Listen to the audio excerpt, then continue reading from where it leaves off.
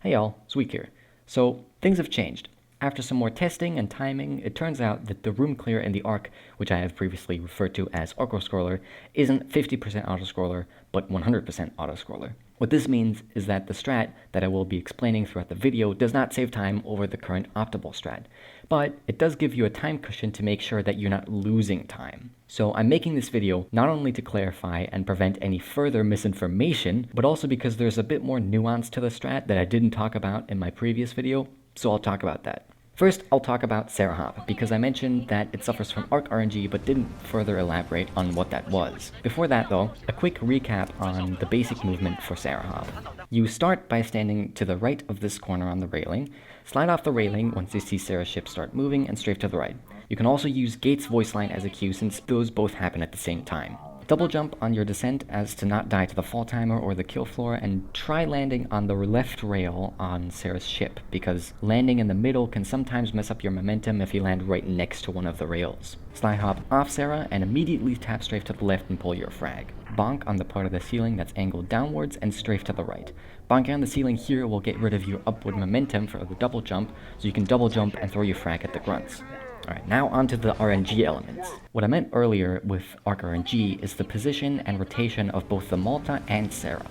Both of these can vary, with the Malta's rotation being the most impactful.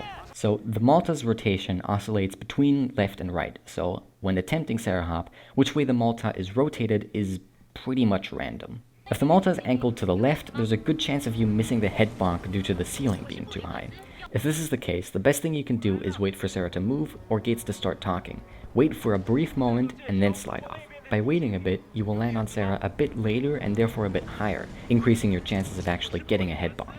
Even if you don't bonk on the ceiling, you can most of the time just strafe to the right and make it to the hangar anyway.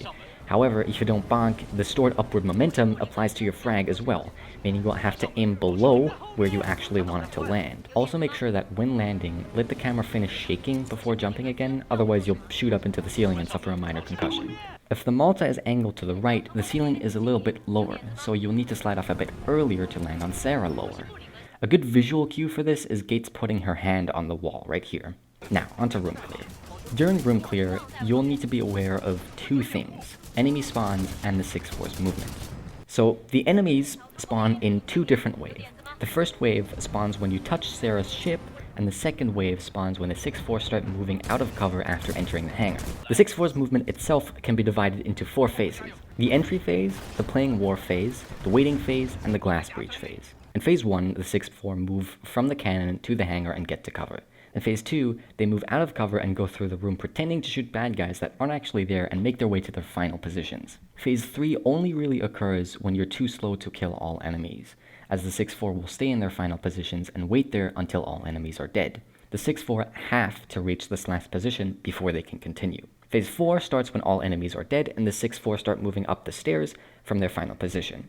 Once phase 4 starts, room clear is basically over. Alright, now I'll go into a bit more detail on what to do during each phase. The entry phase starts when you choose a dialogue option after clearing gun 3 and ends after the 6-4 take cover behind some boxes after landing in the hangar. During this phase, you should ideally clear the entirety of wave 1, which consists of 3 groups of grunts, here, here, and here. You should also get in position on this platform in the back to get ready to clear the second wave. The playing war phase starts when the 6-4 move out of cover and start moving through the room while pretending to shoot bad guys, even though there's no one to shoot. The second wave spawns at the same time as phase 2 starts and is comprised of 3 groups of enemies here, here, and here. Knowing when phase 2 starts is pretty tricky because the last voice cue you can use is Draw saying "get to cover." I don't exactly know what he says in Mandarin, so I'll just play a clip here.